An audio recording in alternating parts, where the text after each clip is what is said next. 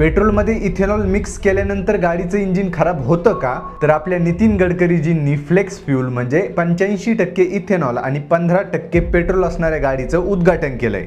सोबत आता E20 ऐवजी आता E30 फ्यूल तुमच्या गाडीत टाकावं लागणार आहे. म्हणजे तुम्ही आत्ता जे पेट्रोल भरत आहात त्याच्यात 30% इथेनॉल असणार आहे. पण ज्या गाड्या E20 किंवा E10 ला कम्पॅटिबल आहेत त्यामध्ये आता E30 फ्यूल टाकल्यानंतर काही प्रॉब्लेम होईल का? तर नक्कीच होईल. पण सध्या सरकारने गेल्या 4-5 वर्षामध्ये इथेनॉल ब्लेंडिंग खूप स्पीडने सुरू केलं आहे. त्यामुळे मार्केटमध्ये अशा खूप गाड्या आहेत ज्या इथेनॉल ब्लेंडिंग फ्यूलला कम्पॅटिबलच नाहीत. म्हणून त्या गाड्या मायलेज तर कमी देतच आहेत, सोबत फ्यूल टँकमध्ये गंज चढतोय, त्यातील रबर खराब होत आहेत आणि इंजिनमधील इंजेक्टरपासून ते कार्बोरेटरपर्यंत सुद्धा गंज चढतोय.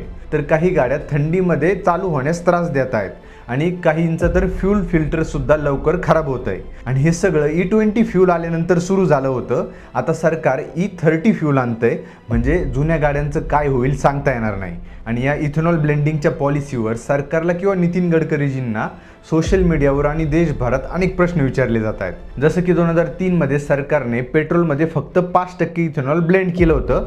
त्यानंतर 2021 मध्ये 10% केलं. म्हणजे जवळपास 20 वर्षामध्ये 5% इथेनॉल पेट्रोलमध्ये ब्लेंड केलं. पण त्याच्यानंतर फक्त 5 वर्षामध्ये आता 25% इथेनॉल हे पेट्रोलमध्ये ब्लेंड केलंय. आता ते कशामुळे, याच्यातून कोणाच्या नातेवाईकांना फायदा होणार आहे? कारण इतर देशांनी सुद्धा इथेनॉल ब्लेंड करणं चालू केलं होतं आणि ते खूप वर्षापासून करत सुद्धा होते, पण इतक्या फास्ट पद्धतीने नाही. आणि त्यांनी फ्यूल कोणतं भरायचं याचे ऑप्शन सुद्धा दिले होते. पण तसं भारतात काहीच होत नाही. आधीच आपल्या भारतामध्ये स्वतःची गाडी घेणे हे प्रत्येकाचं ड्रीम असतं आणि त्याच्यासाठी सगळेजण हे खूप कष्ट करतात. पण त्यामध्ये असले उद्योग करून गाडी खराब होणार असली तर त्याचा काय उपयोग? तुम्हाला काय वाटतं? सरकारचं हे धोरण योग्य आहे का? हे मला कॉमेंट्समध्ये सांगा आणि अशाच माहितीकरिता मला फॉलो करा. धन्यवाद.